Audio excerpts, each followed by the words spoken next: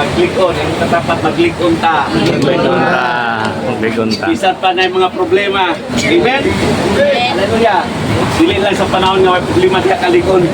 Kinahanglan sa problema diha kita mag-ikon. Nasa share ni Sis Grace no sa Salmo 46 pero dito siya sa 10:11 ako sa sunod sa 1 kanindot kayo. Nino siya diri ang Dios maong atong pusog ug panalipod. Amen. Nakatry na ba na experience na ba ninyo nga kusog bigat sa Ginoo? Amen. Amen. Andam kayo siya kanunay sa pagtabang sa panahon sa kalisod. Andam siya. Andam kayo siya. Ang iatoan na lang, pagsampit na lang dito sa Diyos. Pero sa bayat kung sa problema, dito ta makasampit, no? Sa mangita ta sa ito, yung kagalang nga pamagi, mangita ta sulbat sa itong kagalang nga pamagi. Sa to, busa, dili kita mahadlok, bisan pagmatay og ang yuta. O mga tumpag ang mga bukid nganto sa kinahilat man sa dagat. Sa daw, dili daw ta mahadlok. Bisan pa daw og mga tayo ang yuta. Pero usahay, bugas lang, hadlok na kayo ta.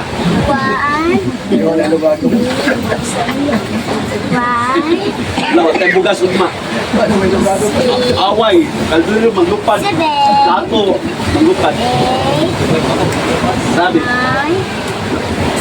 Verse 3, o bisan pa kung magdahunog o grabe kakusog ang mga balod sa dagat o mauyog ang mga bukid tungkol diini, may suba nga nagahatag og kalipay sa syudad sa Dios. Adunay suba. Adunay suba. Ang balaan nga puloy-anan sa labing halangdon Dios. Ang Dios nagapuyo niini nga syudad busa dili kini malaglag.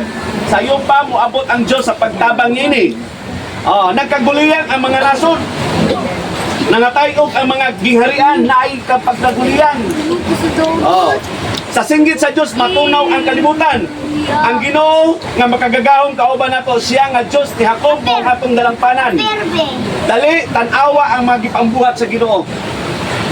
Adunay gipambuhat ang Dios sa atong kinabuhi. Ang makaila nato atong pakit-on sa gibuhat sa Dios. Isod kayo nga nangalagad ka sa Ginoo, pero ang imuhang ginasugi dili maayo. Unsaon pagkakita sa mga tao, ang gibuhat sa Diyos sa mong kinabuhi kung ikaw mismo nagadikdara ka o kapilbihan sa mong kagalingon. Ato ba yung sabta ng pulong sa Diyos? Asa makita nila kadaogan nga pati ikaw, grabe ka, mabalakon. Asa man ang giingon sa Ginoo o ikaw mismo na apektuhan ka. Kinahanglan yun na makita nila ang gibuhat sa Diyos na bisan og walay bugas malipayon. Dili kay bisan walay bugas mamlupad ang mga plato. Dali tan-awa ang mga gipambuhat sa Diyos. Ang katingalahang mga butang nga iyang gihimo sa kalibutan. Gipahulong niya ang mga gira sa tibok kalibutan, gipamali niya ang mga pana o ang mga bangkaw o gidauban niya ang mga tabing. Ingon anak kagamahanan ng Diyos, pwede niya mapahulong ang tanang gira. O pwede niya mapahulong ang kasamok sa inyong kinabuhi. Pwede niya mapahulong ang problema sa inyong kinabuhi. Kana o busalit ka sa Diyos. Ngayon siya, hulungan na niyo ang panag-away o ilhan ninyo ako nga Diyos. Adunay mga panag-away, adunay mga kasamok, pero niyo sa undana. Ilhan ninyo ako nga Diyos. Ang tanang kanasuran sa tibok kalibutan, magkadalig ka na ako. Oy, paminaw mo, sa panahon nga na may problema, muna panahon nga lamig idayig sa Ginoo. Amen. Sa panahon nga bation ninyo ang kalisod, bation niyo mga pagkantos, pag-praise and worship, pag-worship, pagpatugtog sa mong cellphone ng mga worship. Luhod, hilak sa Ginoo. Diba, mubangon ka nga pastang kusilanan nimo. Nga wala gyud kaaway, labi na sa espiritual nga bahin nga makailabot nimo, basta gyud resulta. Nga naman, ang tanan imo mag-surrender sa Ginoo, wala na may imo. Amen. Amen? Sa 11, ang Ginoo mga makagagahom kauban nato, ang Diyos ni Jacob mao ang atong dalampanan. Sino katapad kauban nato ang Diyos? Kauban nato ang Diyos. Kahit kung imong isalig imong kaugalingon sa Diyos, sigurado yun kung makahatag imong panahon sa Ginoo. Pero kung inyong isalig lang ang mga butang sa iyong kaugalingon, sigurado wag mo panahon sa Ginoo. Amen ba? Amen. Nindot kayo ang saad sa Ginoo sa inyong kinabuhi. Inyo ba nga balay magpasang nindot ta? Nakoy basahon diri sa Genesis. Ako lang basahon sa sa Revelation sa 21. Mao nga kinahanglan gyud nga mohatag kag panahon sa Ginoo sa Genesis gipadayag 21:3. Unya aduna ako'y nadungog kag kusog nga tingog gikan sa trono nga nagaingon. Karon ang puloy-anan sa Dios anaa na sa mga tao. Sa katbusang mga adlaw, matubag ta sa Dios. Og ningon diri. Karon ang puloy-anan sa Dios anaa na sa mga tao, magpuyo siya ubad kanila ug ang sila mahimong iyang mga tao. Ang Diyos mismo, mahimong ilang kauban o ilang Diyos. Kauban na nato. Mahimamat na nato. Pahiran niya ang ilang mga luha sa verse 4. Wala na'y kamatayon. Sa langit, wala na'y kamatayon. Huwag pasabot ko, wala na'y kamatayon, wala na'y mga pag-antos. Hello? Dire, maproblema taon sa ibayad sa hospital, pero sa langit, wala na hospital. Wala na'y kamatayon, kasubo! Diri na ata. Bisan mo to kung ingon, bisan og daghan mong kwarta, mas subo gyapon mo. Dili mo kadtog layo kay bisan pa yung kwarta naasan yung balay kay magunahon na mo kinsa kay mo adto dito. More kwartahan nga nagsubo. Di mo kalagog isip ana. Wala na kamatayon kasubo paghilak. Ipagtapad, wala na paghilak. Wala na pagilak. Wala na kasakit tungod kay andaan nga mga butang nga ngabay na. Amen. Hindi na panganduyon siyang kasing-kasing na wala na kasubo, wala na kamatayon. Mao na nga ayaw ikambyo ang gisaad sa Dios nga makauban siya sa walay katapusan tungod na sa problema sa yuta. Ako ba nasabtan? Kay dili gyud ko niyo pwede mo pasalig nga og mangalagad mo sa Ginoo wala na may problema. Dili ko niyo pasalig ana kay ako naman po may problema. Kaya di po ko mamakak nga ako tagot simba mo kay mawala yung problema pag sure. Ang tanan nga nisunod kang Ginoo sa Kristo ang muagi yung mga pag-adto sama sa giagian ng Ginoo sa Kristo. Hallelujah. Kunya mingon ang nagalingkod dito sa trono karon gibag-o ko na ang tanang mga butang. O mingon siya kanako isulat kini nga mga pulong tungod kay tinuod kini og masaligan. Ang kaning pulong nga atong gibasa tinuod og masaligan. Amen. Og mingon siya nga siya ang Dios nga mahana nagbuhat sa langit ug sa yuta. Oy, walay imposible diha niya. Ang atuan lang gyud nga magpuyo ta diha sa iyang pulong. Thank you, Lord. Dili di mo ma-experience ang gawon sa Ginoo, dili ka magkinabuhi sumala sa iyang pulong. Amen? Lamay kayo nga magkinabuhi sumala sa pulong sa Ginoo. Bisan pa sa mga testimony. Dili basta-basta si Brother Daryl nangalagad sa Ginoo pero mismo ang pamilya mo nag-persecute niya dili na alalin subyata mo sa tinuod. Pero bisan pa siyang nagian kusgan kayo yung relasyon sa Ginoo. Amen? Kanya-kanya tagipang-agian. Mo itong i-share ni Sis Grace. Sa verse 6, unya midugang sa pangingon, ang tanan natuman na. Ako ang Alpha ug ang Omega, nga ang buot ipasabot ang sinugdanan ug ang katapusan sa tanan. Kung adunay giuhaw, painom ko siya nga walay bayad sa tubig nga gikan sa tuburan nga naghatag og kinabuhi. Amen. Thank you, Lord. Siya ang kinugdan sa kinabuhi. Ang mga nagmadinaogon, buhaton ko nga ako mga anak. Sa ato pa, dili ka mahimong madinaogon ug wala kay problema. Dili ka mahimong madinaogon kung wala kay nagian. Asa ka nahimong madinaogon? Kay nidaog ka, bisan pa nga nay mga pag-antos. Kung lingon sa kung mahimong ka madinaogon, mahimong ka niya mga anak.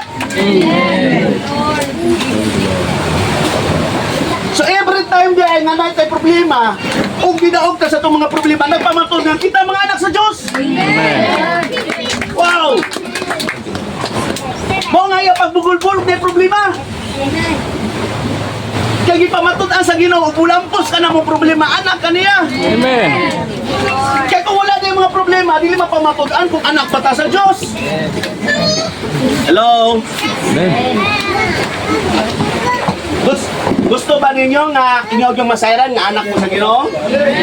Ha? Kinsa may gusto nga makabalo nga anak yun mo sa Ginoo? Kinsa itaas ka mo? Amen! O gusto mo nga masayod nga anak mo sa Diyos, daoga inyong mga problema? Amen! Palangpakan na to ang Ginoo.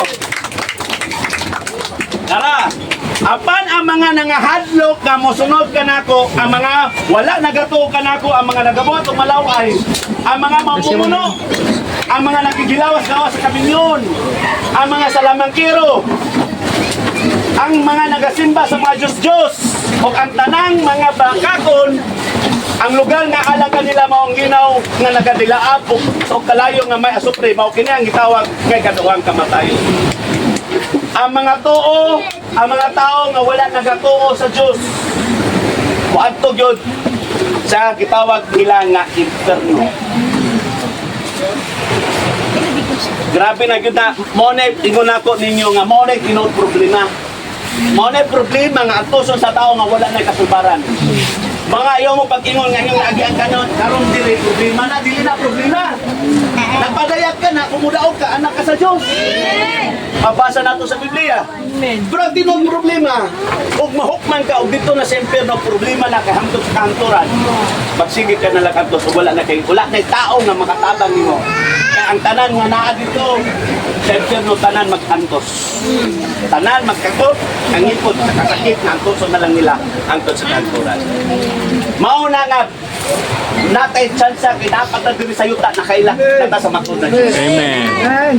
Nindot kaayo kay wala lang nga nakaila nangalagag yuta sa Diyos. Amen! Ang pagkanindot na yun, kaya ito na-experience siya ang pulong sa atong kinabuhi. Ang pulong niya sa atong kinabuhi ato yun na-experience siya. O kita mismo nakatestify na dili sa bakakot, tinuod dito sa kinabuhi. Hallelujah! Mauna nga magtinabangay ta. I-share ganina natin kanya-kanya nga mga struggle sa itong kinabuhi. Kanya-kanya tag mga problema. Dili pwede nga imong problema akong ampunon. Kaya naapong usap akong problema. Dili po pwede nga akong problema inyong ampunon. Basta yung mabukatan mo. Kaya dili na imong problema. Ako na problema. Ang ato alang mahimo sa usag-usap ang tinabangay sa pagdasig sa mata kusa. Pag tinabangay ko sa mga pag-ampo. Amen? Nga ang mata kusa nato, mudaog yun. Lakpakan na Panginoon. Amen! Hallelujah. Akong bihangin nga mata kusa sa pagkinog. Hallelujah. Ito'y patas sa tugamot. Akong bihangin sa Pastor Isel sa pagkinog panalangin sa mata kusa.